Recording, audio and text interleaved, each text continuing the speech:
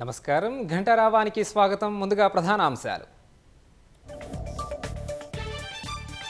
కవిత మాటలతో BRS BJP బంధం తేట తెల్లమైందన్న పీసీసీ చీఫ్.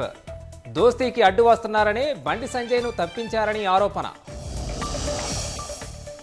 సైనికులను అవమానించేలా కాంగ్రెస్ నేతలు మాట్లాడొద్దన్న బీజేపీ.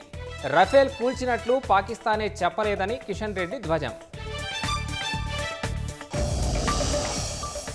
పారదర్శక పాలన అందించడమే కాంగ్రెస్ ప్రభుత్వ లక్ష్యమన్న ఉత్తమ్. రెవెన్యూ పోలీసు శాఖల్లో అవినీతిని సహించబోమని స్పష్టీకరణ. కేసీఆర్తో మరోసారి సమావేశమైన హరీష్ రావు. కాళేశ్వరం కమిషన్ విచారణ, ఇతర అంశాలపై చర్చ.